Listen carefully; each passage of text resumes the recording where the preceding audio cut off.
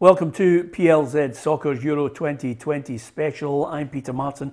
Alan Roughie and Gabriel Antoniazzi are here with me to reflect on the nightmare that is Scotland out of Euro 2020 after a 3-1 defeat to Croatia last night at Hampden. It was hard to take. We were up yet again, and then by the end of the night, we were out, Roughie. Yeah, I think, well, I'm disappointed, aren't I? expected a better performance on the night. You know, we'd all talked about this Croatian side who were coming to the end of an era, seemingly. They'd only won 2 of their last 11 games. You know, their midfielder was past his best. And lo and behold, it all comes to fruition that they're a good quality side. And we said that with the Rangers fullback playing. We knew the quality he had. And if he's in a team like that with his quality, the rest of them must have quality as well. I don't think we underestimated it. I think technically, when the chips were down, they were far better than us. It just showed you the naivety of our team. Plenty of enthusiasm, plenty of endeavour, but just tactically not on the same wavelength as these teams. Yeah, I'm looking at it. Listen, there's a few things that I've written down. I mean, listen, I was reading someone last night on the YouTube channel, you know, giving his absolute pelters for saying he was old and past it. I don't think we mentioned the word past it. I think what we were talking about with Luka Modric was quite simply, he's 35. He's not the player he was maybe 5-10 years ago, but he's still world class, and he absolutely bossed the game. I mean, you know, he was a joy to watch, but the only problem was the Scotland players were watching him as well, Gabriel. I know, they didn't get anywhere near him in the second half, and when we were speaking about them yesterday, we said perhaps the team in general is almost over the hill, but Modric is still fantastic. That goal he scored with the outside of his boot, you've just got to take your hat off to it. It was fantastic. I just feel like we could have got closer to the midfield. Obviously, it's easier said than done, and looking back, hindsight's a wonderful thing, but the shape itself with Armstrong in there alongside McGregor and McGinn, it was more of a flat 3, and I just don't think that system works for Scotland. Steve Clarke's tried it a few times and it doesn't seem to work. I thought maybe they'd go McGinn, man marking Modric, and it didn't happen. We saw him just have absolute run of the field in the second half, and yeah, what a player. You've got to admire it, that goal, and Perisic as well. We spoke about him, the way he can get up, he's two-footed. And they targeted Stephen O'Donnell because they knew that Perisic could do that, and he scored and assisted. So did Modric. Unfortunately, we're out. Yeah, and to clarify as well, over and above that, listen, I don't think Croatia will reach the heady heights of anywhere near a final. I may be proved wrong, but I don't see it.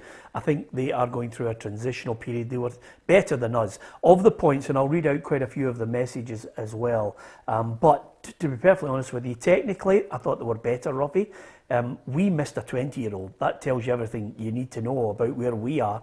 I thought Graham Souness hit the nail on the head with one point, which I didn't like about it. I thought we adopted more of a long ball game. We went back to the way we tried to play against the Czech Republic, which wasn't good. We mentioned Modric. I don't think he was closed down enough. O'Donnell was exposed time and time again. We still can't defend set pieces, and we can't score enough goals. That, for me, was the crux of everything that I watched last night. With Gilmour, I understand people's excitement around Billy Gilmour because he's going to be the next 10 years the future of Scottish football in the midfield area. But Armstrong, I think, you know, he didn't offer the same as Gilmour. Gilmour would take it in difficult places, and the one thing in his head more than Armstrong was, I'll play an easy pass rather than play a difficult one and give it away. Yeah, I think Armstrong, 2 different players. I think Armstrong just wants to run into the channels, you know, and cause that kind of damage. Modric, I mean, I know the same ability, but Gilmour's a Modric, a very, very young Modric, you know, who pulls the strings. And you saw once Croatia went in the lead, Modric just pulled the strings. He just got the ball and he brought everybody into the game. He just kept a hold of it, and the movement was unbelievable. Yeah. How all the players all moved for each other. If somebody was caught in a corner, all of a sudden somebody appeared and there was an outlet there. We don't play like that. We don't play unless Gilmour's pulling the strings. The guys that are in there, we know McGregor likes running with the ball. We know McGinn likes running with the ball. There wasn't anybody, you know, dictating the game. And to get back to the strikers, let's be basically honest, they're not good enough at this level. Yeah. The 2 of them are not. Not having a go at them or anything like that, but you have to realise that when you play at this level of football, you've got to have a certain quality, and these two don't have the quality that other teams have got up front. Absolutely, I don't think we can shirk that, Roughie. One of the things I would say, and I'm going to cut him some slack on it, is Shea Adams can get better because he's playing at a good level in the Premier League. Gabriel, Lyndon Dykes, he's a certain style of player that we don't have. But there's not a lot coming through. Naismith is not getting me excited at the moment, but I do think he deserves his chance as we move forward because he can become better. But other than that, I'm looking and thinking, where is the conveyor belt of striking talent? I know, we talk about Gilmore, and that's our biggest strength, midfield. You know, he's kicking out other players like Armstrong, the player at Southampton. I think with Adams, he could be a mainstay up front. He's only 24, 25, a good player. But with Lyndon Dykes, for me, that's a plan B, Lyndon Dykes. If it's not working, can we get him on? Can we get balls into his feet earlier, you know, with 30 minutes to go? When the midfield don't pick the ball up, the goalkeeper, the amount of times Marshall just knocked it to him, you know, and it wasn't working. Lyndon Dykes yesterday, he was good at Wembley, but it was the same as the Czech Republic game last week. His second touch was a tackle far too often. And you're right, there aren't many other options. Is Nisbet good enough to score at international level at tournaments? He came on in a lot of the games, didn't really do much. We've got Shankland. He's surely not good enough to score at European Championships. McBurney, I mean, they paid £20 million from Sheffield United, so maybe he could be, if he can be worked with, a better option than Dykes as a kind of target man, a focal point. But that is the biggest problem for me. Of course, we know that there's issues defending set pieces and balls into the box, but if we're not going to score goals, we're not going to win games. Yeah, and the other thing, Roughie, and let's be honest with this, now again, it's not so much hindsight, it's something that I've been saying all last year as well. Technically, we're not better than them because the level of player we're producing, the cream is going down to England. We don't have enough of a big enough pool of people who are technically gifted in this country to be able to actually take the ball in, sometimes take it on the turn, sometimes play that direct pass. Those special players we took for granted in your era because their first touch was good. They could take it in when 3 or 4 players were around them. They could pick a pass and break down a defence. And of course, they understood the ability to defend and score goals. And by the way, your guys couldn't get out of groups either, but nevertheless, there were still technically better players to call on. We don't have enough of them, Roughie. And I think that's us. We just have to work at it because our league is down here. And we're not playing the same football as everybody else is playing in Europe. We need to try and get to that. Yeah, I think it's the word has been comfortable on the ball. You know, they were so comfortable on the ball. Centre halves, midfield, up front, they were all comfortable. There were no panic stations, you know, whereas with us it's sort of what am I going to do with it now? Who's going to come and help me? Who's going to take it off me? And we play a different style of football. But that style of football works against England.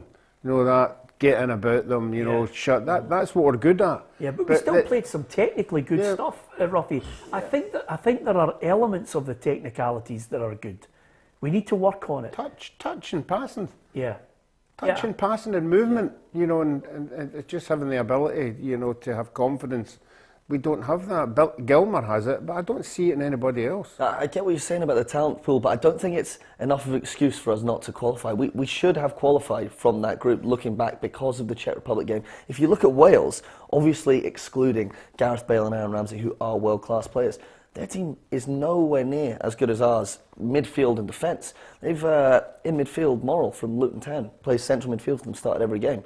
Yeah. And we've got John McGinn, Scott McTominay, Billy Gilmore. We should have been getting out of that group. We should have been. Gabs, you'll never realise how important it is to have a world-class player, Roughie. Yeah. He creates so much. He lifts other people around him.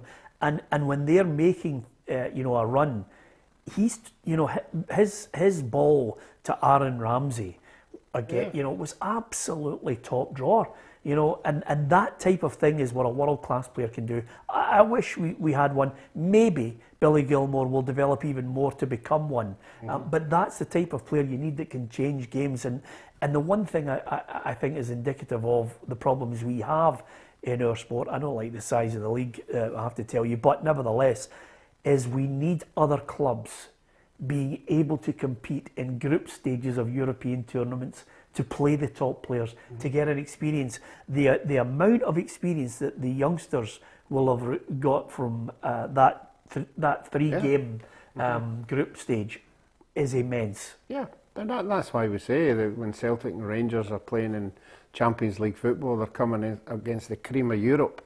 And you would like to think that the McGregors and the Rangers players who are Scottish, benefit from, playing against these teams. I was listening to Willie Miller last night, and he was saying the Aberdeen boys who were playing against Real Madrid.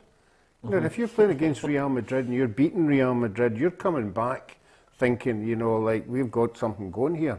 But I just think we get caught in the headlights. I think there was a lot of hype going on, and that, we all talked it up. We all said this is the cream that we've not had for 23 years, and this is the players playing at the top level, and this is this and this is that. But they just didn't do it. They just didn't perform. They just didn't. And the other thing that, I fell out with Gordon Strachan a couple of times last night when he went, this team are on the plateau. His exact words were, we beat Serbia, and now we're on the plateau, and now we have to kick on. We've only won one of our last 8 games. One of our last 9 competitive If you take games, the friendlies out of the equation, we've only won 1 game. We've drawn some games, good performances. But you've got to win games. You've got to show that you've got a winning mentality. Do you not think that there needs to be a plan B? We saw it work so well against England when they had a lot of the ball. We did play good technical stuff, but we frustrated them, and that works. But when you look into 70 days' time, where you've got to go away to Copenhagen and away to Vienna, if we want to make the World Cup, and we're going to have to probably get 3 points at one of them, I just feel like when we need to win games, there needs to be a better plan than the 5 or the 3 at the back. Is there any way we can have a 4-3-3 with maybe Tierney playing as a left side centre half, and then we could get Forrest and Fraser involved? There just needs to be more creativity. Yeah, listen, you can play those. You can play any formation you can talk about, Roughie, if you've got the players. If you've got the players, the formation is one thing, but if you've got the players to play it, that's the key to it all. And at times, if we lose one major player, we're panicking. We lost Tierney. Oh my God, what are we going to do? We lose Gilmer. Oh my God, catastrophe. It's so crucial that we develop more so that if somebody drops out, your day, if somebody dropped out, you sure as hell could think to yourself, there might be another UEFA Cup winner or a Champions League winner coming in. But we didn't have that. Listen, we can't get away from one thing, which is quite simply, we know when we're well beaten, and even Steve Clarke admitted Croatia were the better team.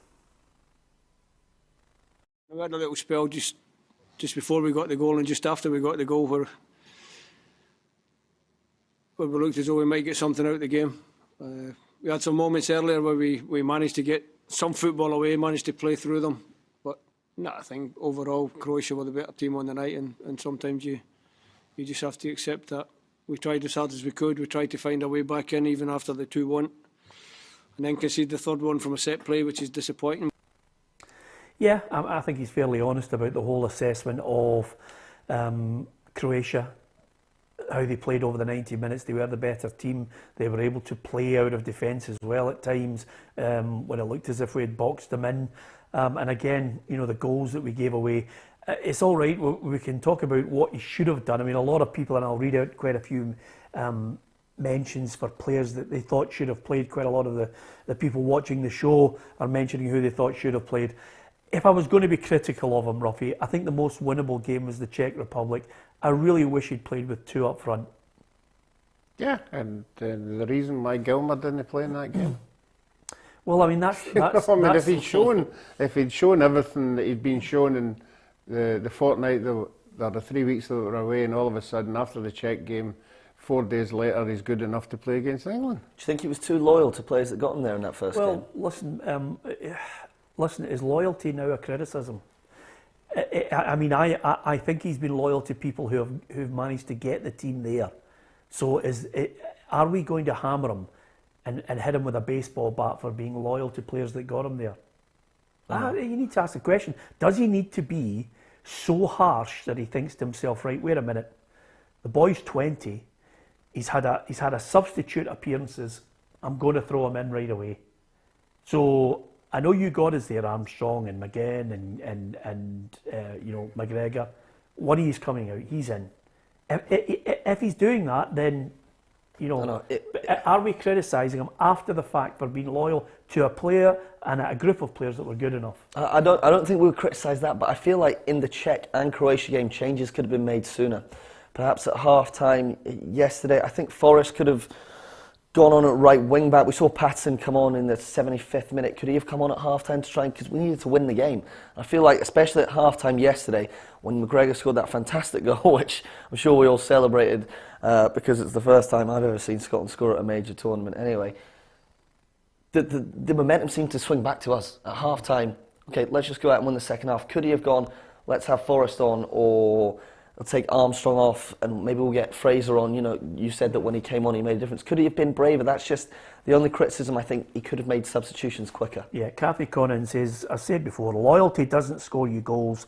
He needs to change it up, and maybe Kathy's of a group of people who think that, you know, that is the case. I'm not saying rightly or wrongly. I'm asking the question, should we be battering him over the head for loyalty to players who got Scotland there and they were good enough to get us there, and people were complimenting them, but suddenly a Nathan Patterson has a good end to the season, 7 games, youngster, should he have been in? Billy Gilmore looked, you know, absolutely at ease in the Premier League in England. Should he have been in from the start? Should we have been? Was it about the manager's formation and the way he set his tactics out from game one? Should he have been more adventurous?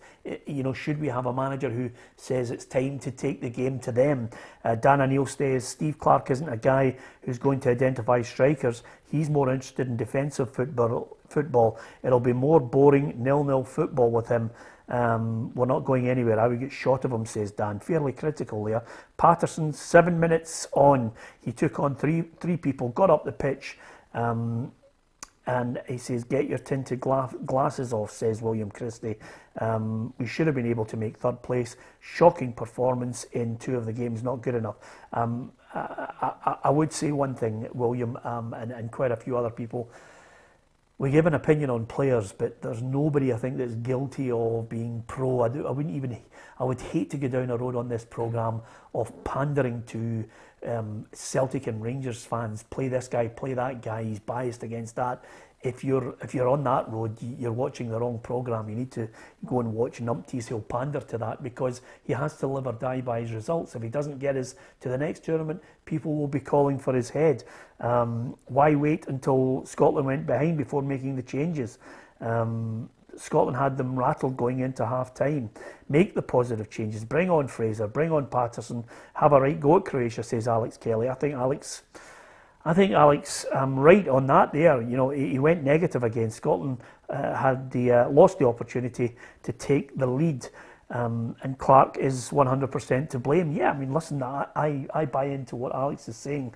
I think sometimes, you know, you have to face up to the stats. I mean, let's have a look before we hear more from Steve Clarke. Let's have a look at the stats on the managers, because you live or die by them. This is the 3 managers that we've had over the course of it, and as you can see there, McLeish played 22, won 12, drawn 0, lost 10, a win ratio of 55%, and obviously got us through the Nations League. Gordon Strachan, a win ratio of 48%, he won 19, drawn 9 and lost 12, and there's Steve Clarke, played 24, won 9, drawn 7 and lost 8. Yeah, what I would say about Clarke and those stats is that he's probably played the toughest opposition, because we got to the playoffs and then we got to the European Championships themselves. Any clamour for me, any clamour for Clarke to not be the manager is ridiculous. I mean, he's got us to the European Championships. Yes, we could have done better, but I do definitely think that Clarke is the man to take us forward. I just want to see something more proactive from him at half-time in games. And I think the games in September, as I said, away to Denmark and away to Austria are huge, because we'll probably know by then whether or not we're going to be going to Qatar in 18 months' time. Yeah, and he has to make changes as well. You know, when you look at the players that are going to come through, Steve Clarke himself reckons that we have to get better. We have improved in the Scotland manager's mind. Yeah, we have. Listen, we have to get better. We have to get better at everything. We've also conceded a number of goals in the tournament that I think were preventable. So we have to get better in every department. But we have improved a lot over the 2 years that I've been head coach. That's my belief. Other people might disagree, but I think we've improved a lot. And what we have to do is we have to keep improving, we have to keep getting better and better and make sure that we don't have to wait so long before we qualify for the next tournament. Yeah, it's a great point he makes there. We've got to make sure that we're not waiting an eternity before we qualify again, Roughie. I don't think that will be the case. I think we saw the evidence. I think we saw the evidence what we've got. We keep talking these young boys up. I mean, the good thing about them all now, the McGregors, the McGinns, the McTominays, they're all at 25 caps now. Yeah. You know, so they've all learned their trade to a certain extent. We keep talking about players having to play 100 games at club level before you get into, you know, the swing of things, but they're certainly getting there. A lot of them. To get back to the boy Patterson, I have to say 7 minutes. I was impressed with him as well. Not to but say you that mentioned yesterday you thought we were getting better defensively. We still can't defend set pieces. He's not a defender. He's not. No, but I'm talking about the central defenders. We still can't. I still think we've got a problem.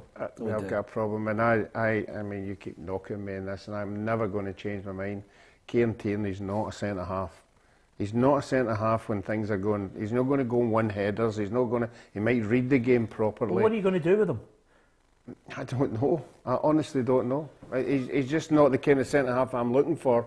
That's a ball comes into the box, he's going to go and win it.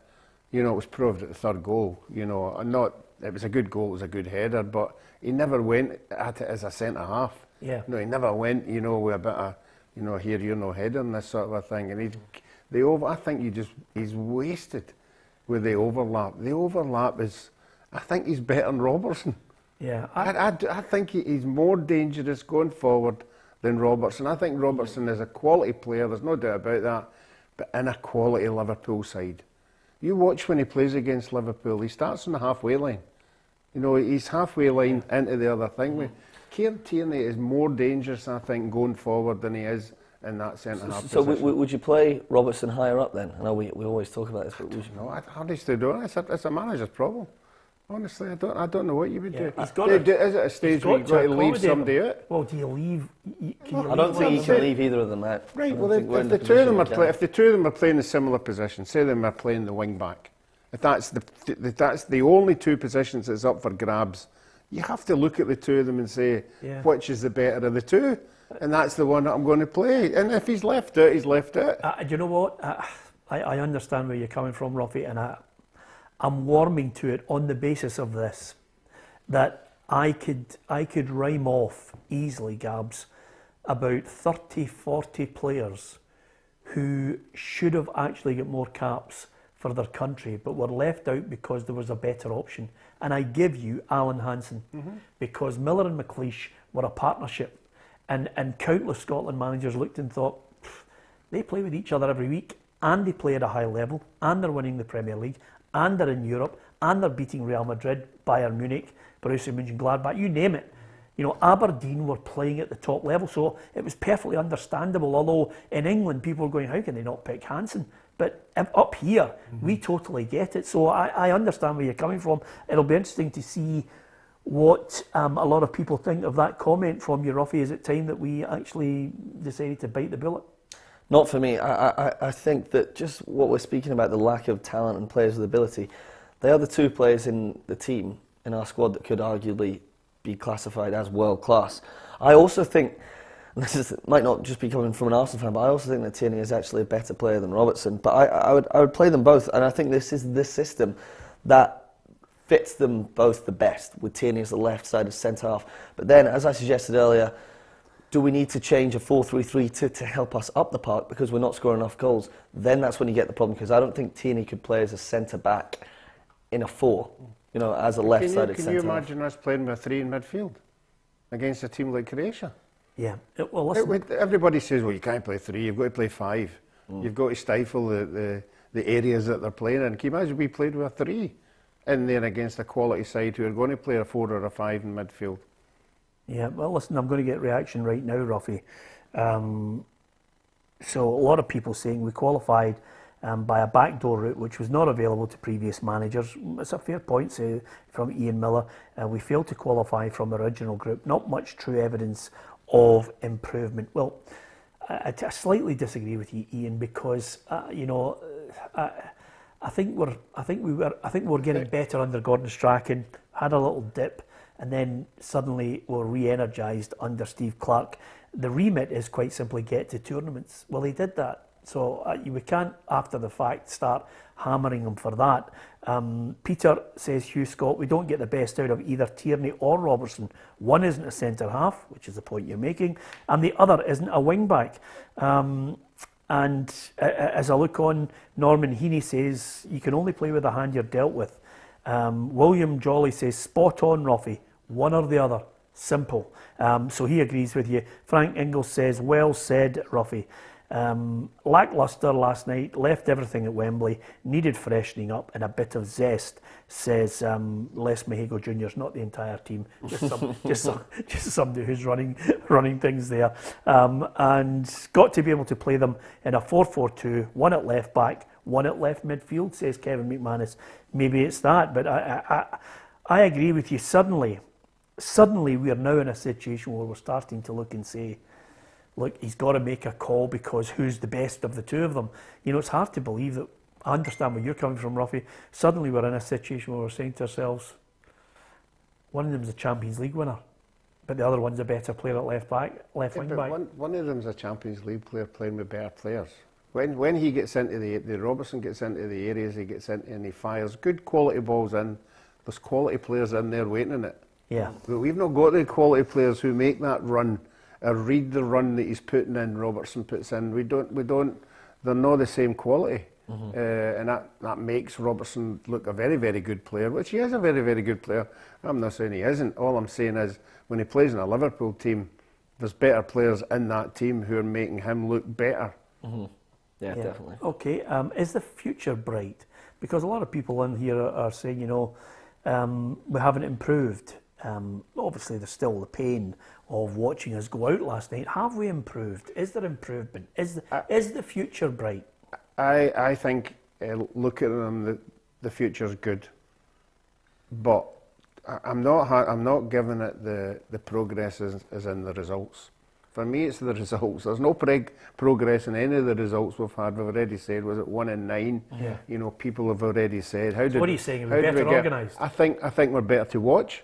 Yeah. I think we're a lot better than what we were, and if you get the right players on the park and we attack just a wee bit more, you know, it's more exciting. But it's a results. I mean, when we talk about football, it's a results-driven business. Yeah. We have not got results to prove that there is progress. Yeah. And somebody's already said, you know, how did we get there? Who did we beat? Tell me a big team we beat. Yeah. And based on that, Roughie, am I getting better at tennis or am I going backwards? Just want to get always improvement. Yeah, I just want to get your mindset on that. Okay, well, listen, Gabs and I this morning we're looking at it and we're thinking to ourselves, okay, if the future's bright, then let's see if we could pick a young team of the players that we think will be emerging. Now, I hold my hands up here. I did it quickly, and I haven't put in McTominay. I'm open to the criticism of it of some people, but I came up with an 11 based on the players that everybody's looking at. Maybe it's is David Marshall going to stretch all the way through to his 40s? He may well do. Is Xander Clark worth it? Porteous, can he suddenly emerge? McKenna, Tierney, Robertson, I've still got there in this 3-5-2 that you're talking about, Roughie. I might be open to criticism. Nathan Patterson I've got on the right-hand side. And then I've gone for McGregor, Gilmore and McGinn because I think McGregor, I just think McGregor's, suddenly get the bit between his teeth again after we'd written him off. And then Adams and Naismith. I liked Adams. I thought he showed signs. I think he's playing at a good level. And Kevin Naismith, I put Kevin Naismith in there because I think he can improve. But before I get Gabriel to tell us about his side, Roughie, I put him also in there because I can't think of a striker coming through that's Scottish that we think, oh, he's the next big thing. No. I mean, we keep harping back to Lee Griffiths. Can Lee Griffiths get his act together? Can Lee Griffiths get back to where he was? Is a new manager going to come in and do what Brendan did with Scott Brown? But you're talking about Lee Griffiths, Roughie. Lee Griffiths, he's only our goal scorer. No, he's 30 though. He's only scored He's only scored 2 goals. Yeah, because his attitude's been minging for the last 2 months and he's not been fit and his injuries and that. We saw new managers coming in and saying to players, look, I think I saw somewhere, is he out of contract? Is he looking for another contract, Griffiths? He's potentially going to sign another one for Celtic. It might be the case that this manager comes in and gets him back to where he was, because in a 2, I would rather have him, you know, at the top of his game, thinking he could get a goal for us. Yeah. And by the way, can I tell you something? And Gary Campbell has absolutely battered me for this, and Chris Andrews as well. And I'm taking it on the chin because he says, Gary Campbell says, McKenna, are you having a laugh, Peter? Do you know what? I take it on the chin.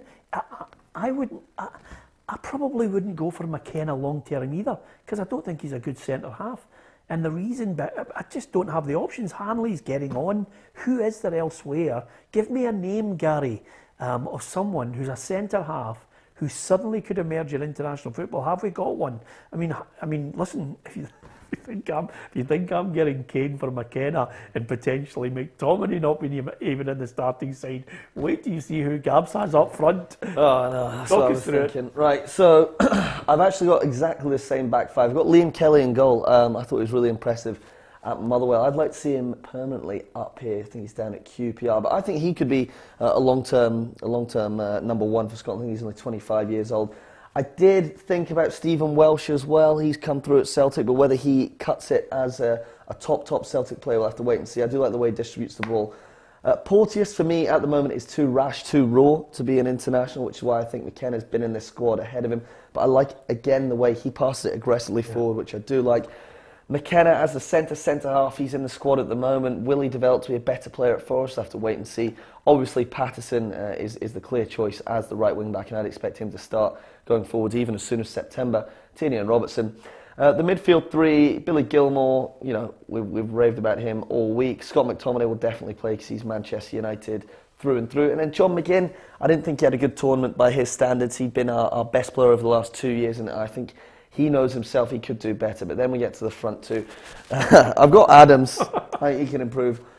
I saw your team and I thought I would probably rather have McBurney than Nisbet, just because he plays at a higher level. I do think Nisbet can improve.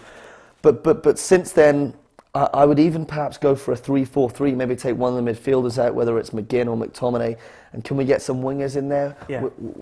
I would say, in fairness to you, Gabs, and myself, Roughie, we were picking it based on the younger players coming through. That was the remit. The remit was... This is maybe in 3-4 years' time. That's what I was going to say. What is the time scale? This isn't next month. This is maybe 3-4 years' time. This isn't to get us to the World Cup. This is us saying, here is an 11 of the emerging young players. Mm-hmm. Now, in that, I could take 3 of them out and put more experienced players in, because, you know, there will be a place, I think, for a Hanley for the next set of games.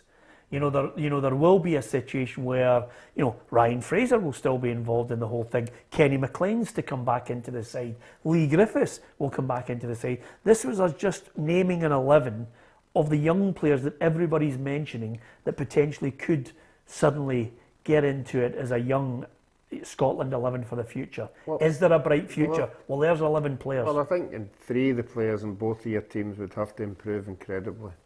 From what we're seeing now, like Porteous, you know, they'd have to just get better. Give me a centre half. As the years go, I can. I mean, why did we ditch the young boy Henry?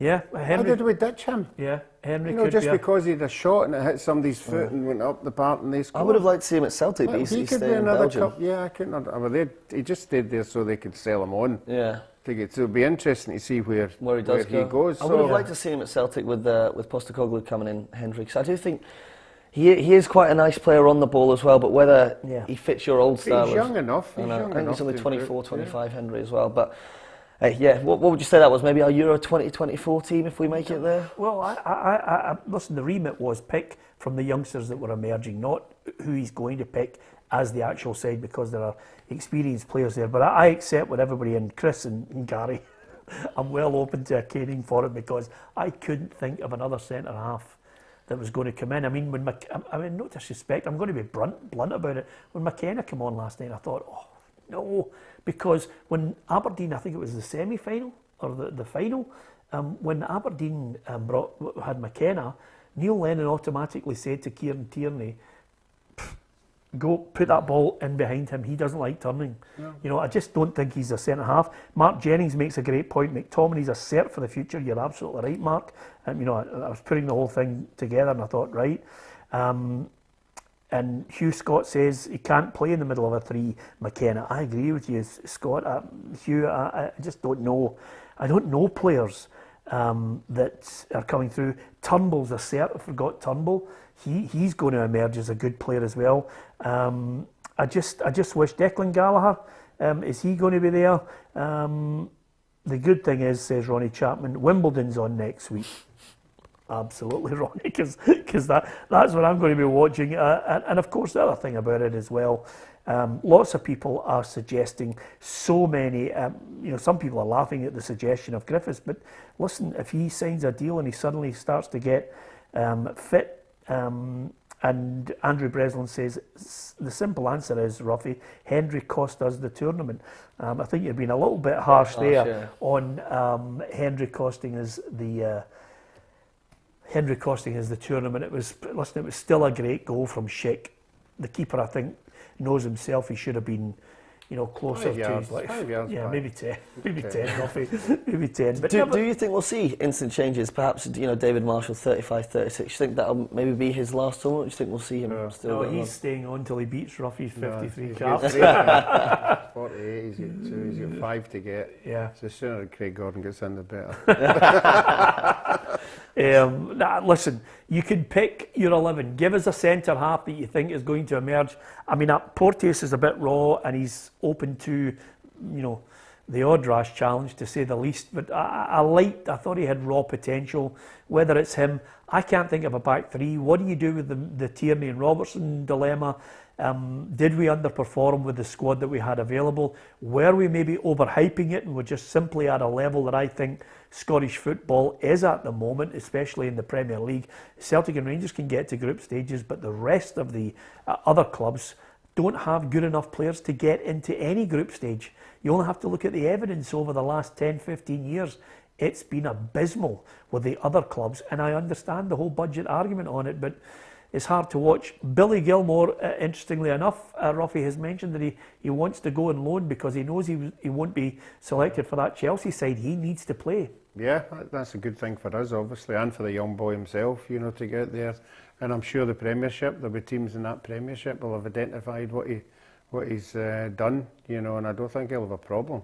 Let's hope he stays in the Premiership. I'm sure he will. Yeah, I've got Ryan Jack as well. Ryan Jack, yeah, exactly. Ryan Jack, yep, another player. There's a whole squad of people, you know, that could come in and get us, hopefully, to the World Cup as well. I'll tell you one thing that I did notice last night, and I'm sure everybody who was watching noticed it. It was great to see, whether it was in the middle of Glasgow or at one of these parks where everybody had arranged for a beer, or inside the stadium, Gabs, that celebration when McGregor scored, the feeling of a nation that was absolutely elated when the goal hit the back of the net, you know, it was just brilliant. And that's what we used to love. I mean, I have to say, Roughie, it was emotional. I was up off the couch, like many of us were, jumping about, just basically because the one thing when I was a boy, when I was 8 years of age, I still remember at Hampden Park jumping up and down when Joe Jordan headed the ball into the back of the net against Czechoslovakia. I can still, the hairs in the back of my neck, thinking about the feeling as you're jumping up and down. Great goal, we're on our way to the World Cup, and then the automatic thought I had was, am I going to be trampled here by the 10,000 Scottish people that are behind me? And another thing has probably went against us as well, the limited fans. You know, if you think there was 50,000 fans in that stadium when McGregor scored that goal, and then you go in at half-time, the whole place would absolutely, the whole stadium would have been bouncing. Croatia would have had to come out the second half in front of 50,000 supporters, absolutely going mental, and that would have driven the players on. You know that, and that's what we missed. Yeah, Alec makes a great point here. He says, Nathan Patterson, yep, we're on with it, Alec, for the future, definitely. Scott Wright. Yeah, well, that's what I was talking about when I was saying maybe I'd go 3-4-3. Got some wingers coming through. Scott Wright's really improved in his 6 months at Rangers. Mikey Johnson's been out for a while at Celtic. Perhaps he can emerge. I'm sure there'll be other comments in there that'll tell me some wingers. But yeah, Forrest and Fraser aren't over the hill yet either. They were really impressive. When was it? 2-3 years ago in the game where Stephen Fletcher was playing up front with them, and they really played well in that 4-3-3 under McLeish. So I would like to see him perhaps go for that 3-4-3, because I don't think he'll alternate from the 3 and the 5 at the back with the Tierney-Robertson dilemma. But we'd just like to see a bit more pace in the team going forwards. You know, we don't really have that. It's all just a bit stagnant. So we'll wait and see what happens in September with the next qualifiers. But I'd like to see a few changes, certainly. And Gilmore, I think, will be at the centrepiece of that. Wherever he goes, I wonder if Rangers, or even, probably not Celtic, but will Rangers say, can we have him for a year, you know? Yeah, listen, as long as he's... it would be a Rangers up here, because I think he would benefit greatly from Steven Gerrard. Roughie, only due to the fact that I think Glenn Kamara, you know, the correct pronunciation on him, I think Glenn Kamara would have benefited greatly from Steven Gerrard as well. If you are on the training ground and you have a guy who is, for me, world class, telling you, listen, you're doing this, you're doing that, but here's actually how you should be doing it. That would be great. Or he's got to go and play for a top Premier League side that maybe is able to get him on loan that Chelsea think he's worthy of. Yeah, I think the only thing that would go against him going to Rangers is playing in our league. You know, going to St Johnstone, going to whatever, you know, and then somebody's going to say to him, if you stay in the English Premiership, you could be playing against Arsenal, you know, Man United. And that, for me, as a player, would be more of a decision to make. Yeah. Maybe you look at it the other way, though, as he's going to eventually, they want him to play at Chelsea where he's going to have all the ball. Does he go to Norwich where he's going to have, 25% possession all the time, or Rangers where he is going to have 70% of the ball and try and dictate games? And also, Rangers, Stephen Davis, he's a player that reminds me of Gilmore. You know, Stephen Davis is 100 and whatever caps for Northern Ireland, fantastic player, so maybe you could learn from him. But all pie in the sky at the moment, I'm sure he'll end up maybe at Everton. That'd be a good team from something like that, you know. Yeah, it'll be interesting to see which club is able to attract him from Chelsea. Do you want to see the table? Do you want to see what it looks like? It's just absolutely miserable. There it is, Roughie. There we are, exactly as we possibly should be, because let me tell you this, Roughie, England 4th in the FIFA World Rankings, Croatia 14th, Czech Republic 40, Scotland 44th. Yeah, I know, but that table doesn't make good reading at all. And I hate being an old Victor Meldrew. Yeah, but you're going to be... We went to Argentina and played 3 games. We got 4 points, probably scored about 8 or 9 goals and beat the finalists of the competition. And when we get back home, we were going to be lynched. Hung up, drawn and quartered. Yeah, absolutely. You did 4 points. By the way, I have to tell you, Gabs, I know you were not born, but it was vitriolic. I mean, was it? The newspapers in the 70s were really, really powerful. The tabloids were unforgiving. And the Scotland fans, because I think, Roughie, if I'm not wrong, in '78 we had so many players to choose from who were playing top drawer football that the expectation, unfortunately, and I say unfortunately with the greatest of respect to Ali MacLeod, but he had the whole country going bananas, thinking we're going to win the World Cup. So once you roll that into the mix, and I suggest this to you, there were only, and I know you'll never believe this, there was no internet, there was no mobile phones, and there was also only 4 television, 3, because Channel 4 hadn't even come on air until 1982. Gabs, 3 channels. Yeah, but maybe the reason you were going to get lynched is because you made a song with Ali's Army that you were going to win the World Cup. You promised everyone, eh? I mean, you could. And my last memory was as the plane was coming into land in Glasgow Airport, I was sitting beside Derek Johnson as we were coming down to land. I looked out the window and there was about 700, 600 on the tarmac supporters with banners, obviously not banners you'd want to see. And I remember looking out the window, obviously you just see people as you come down the alley, started waving to them, and I'm going, no, this is not a welcoming committee, trust me. Do you think that was your best? Do you think '78 was the best team, or was it 82? 82. Yeah. 82, I think, yeah. I mean, I was, listen, I think it's because I had completed the complete first ever Panini sticker album in 1974, Gabs. Yeah. I liked the 74 squad because I had Bremner. He was brilliant. He epitomised everything you would want in a captain. Davy Hay was Dalglish was there. I loved Jordan. He was absolutely brilliant. Wee Billy. And by the way, another player that they had in the back line that I thought was superb as well. I don't know if you remember George Conley. George Conley, so Yeah, they had some great players, and McGrain and Jardine for me were top drawer. Two right backs accommodated in a right and a left back, Roughie. Eh? There we go. Yeah, absolutely. Anyway, listen, we got to. I think that's good, William Christie. We've got to take it on the chin and get over it quickly. Absolutely, because one thing I have to say to you is, don't forget, tribalism is coming back to our shores when the Premier League starts back up on the 31st of July. We'll be back on the 26th of July, Monday to Friday. I'm delighted to say we're back for another season because, quite simply, Roughie, it is our 10th season. I know lots of people struggle to get 10 in a row, but not us, Roughie. No. We've defied the critics. We have had fantastic figures on our Facebook, our Twitter, our YouTube, the news coverage we're getting, the interviews, and of course the people who basically have copied the show right, left and centre, and it's a great credit to us. I think that we have put together a squad of people, Gabs, Charlie Adam, Naismith, Darren Jackson, Hugh McDonald, Allison, Tam McManus, Tam Cowan. And let's not forget, over the 10 years, we've had some great pundits. We've had Macca, we've had Barry Ferguson. I thoroughly enjoyed Barry when he was here. And then, of course, kissed the badge and buggered off. but other than that, Barry was great for us. So we've had a lot of really good... No, I think it's evidence of the people who have been Toronto, Australia. Yeah. I mean, that is just incredible, that these people are really tuning in every day. It's tremendous. Yeah, fabulous figures. And I can tell you we are going exclusively to YouTube next season. There's obviously a reason for it.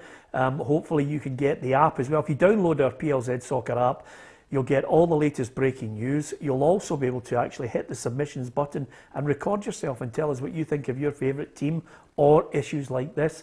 And you can also subscribe to us on our YouTube channel. That's where we'll be exclusively next season. Gabs will be out reporting. We'll have the managers, the players talking as well. And we'll also be bringing you quite a number of features and documentaries. The whole channel is going to be exciting. And I really hope you can join us for that. Before we go, I've got to mention England because they did win last night against the Czech Republic by a solitary goal. Raheem Sterling scored the goal. And they may not be as good as possibly some people think they are. I don't think they're going to go all the way to the final, but they got the win and they topped the group. Yeah, certainly did. I think it's amazing when you look at it. They scored one more goal than us and they topped the group with 7 points and a better goal difference by 6, I think it was. So it just shows you what a good defence can do. England will be playing the runners-up of Group F, which we'll find out tonight, whether it's Germany, Portugal or France, and that will be at Wembley, so it's huge for them. I think they've got a few more thousand fans in for that one. But that'll be the defining game for me. If they can get over that, then perhaps they can go all the way. But I still think they will struggle when it comes against the very top European sides. But hey, Raheem Sterling's finding form, scored both their goals, so who knows? Yeah, and the one thing that's in their favour, as Gareth Southgate highlights, is the fact if they top the group, they get to play at Wembley. First or second, no way of knowing what the better route through might be to the final. So therefore you've got to try and take control of the bits that you would like to have a say in, and that would be to play at Wembley. And sounds as though we might have double the fans that were in tonight as well, which would be great. So we wanted to get the win. Well, I know a lot of Scots fans will be getting into a darkened room and beating their head off a wall to hear that first line from Gareth Southgate. We weren't sure, what's the better route to the final, first or second. I mean, come on, Roughie. I mean, listen, one thing I'll not be accused of is anti-English, because I love English football and I don't have this kind of a xenophobic tribalism, call it what you will. If there's a good team, there's a good team. They're not good enough to win it. No, you can't go into a competition like this and play against the qualities there and rely on two players like Kane and Sterling. You need more than that. There are good midfield players, but they're not the ones that are going to win you games. It's going to be Sterling or it's going to be Kane. And if any of the two of them have an off night, or the two of them have an off night, they're going to struggle big time. Yep, I think they'll struggle. I actually think they're going to end up playing France, because I can see that game. Don't know if we get into predictions in a minute, but I can see France and Portugal drawing tonight, which would mean France would come in second place, and they're the best team in the world. So I think they will struggle against France if they play them. Well, it's always difficult to watch a tournament when your favourite team has gone out, but I know it's going to be so deflating. We're going to be persevering. Here's what's on offer tonight, and just that reflection on the results from yesterday. Sweden against Poland, Slovakia against Spain, Germany, Hungary, and I'm going to watch Portugal, France. Roughie, I don't know about yourself. Yeah, Portugal, France is the big one. Again, I think Portugal in the same circumstance. Ronaldo, you take him out of the equation and they're not the same side, but as long as he's there, there's going to be something special is going to happen. Now, I'm going to sympathetically get behind Denmark until they get put out. Yeah, just because of Ericsson. Well, what a nice sentimental touch, Roughie. That's a good one. But I am with Lindsay Storier, who says, I'm supporting Wales now, and I am going to support Wales now just because, I don't know why.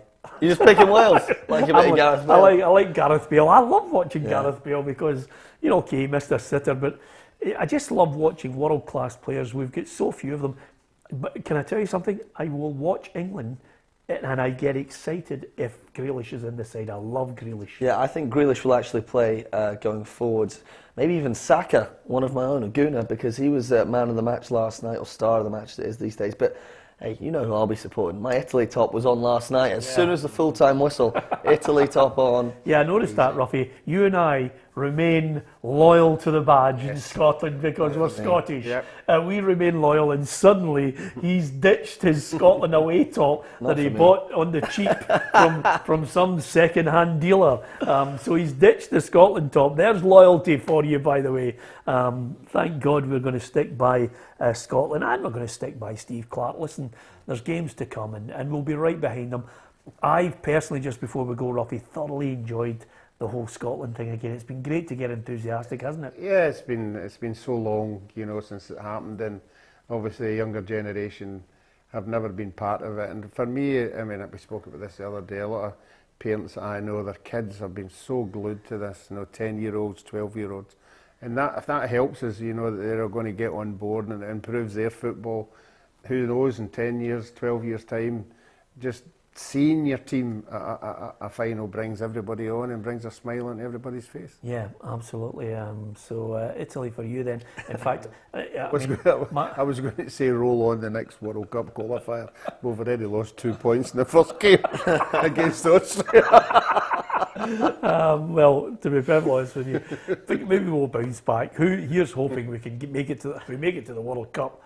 Are we going to Qatar, Roughie? Oh, we'll be there. Definitely, hey? Yeah, definitely, yeah. By the way, if we have to wait another 23 years to qualify for a tournament, you'll be 93. Roughie, what did you think of the first game, Roughie?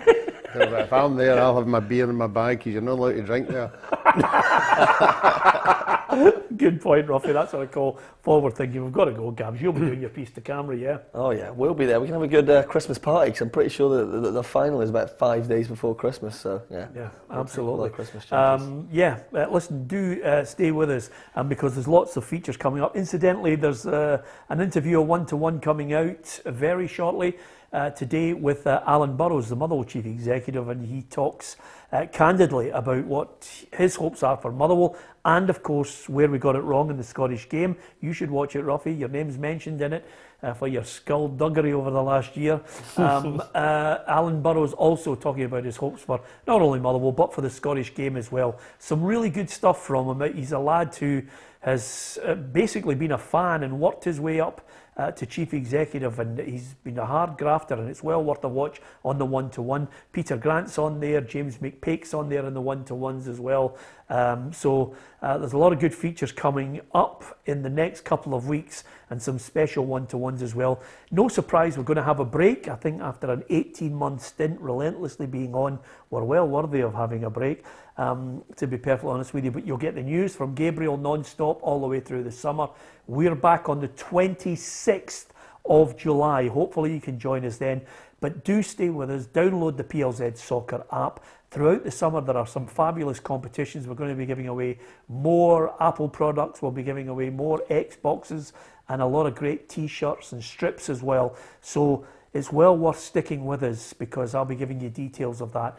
Going to have a wee break. 26th of July, we'll be back full time for the new season, and hopefully you will enjoy it with us. Join us in PLZ Soccer's YouTube channel. Subscribe if you can. But I would like to say, on behalf of Roughie, Gabs and the entire team, thank you for your support this season. The figures have been phenomenal. As a sports news media website with a great team on our football show, your support has been greatly appreciated. So today, thanks to Gordon, our producer and director, and Anne and Cheryl and everybody else who's contributed, Craig as well, all the backroom team and all our pundits and journalists. From all of us at PLZ Soccer, we'll see you on the 26th, but don't forget to download the app. From Gabs, Roughie and myself, thanks for watching.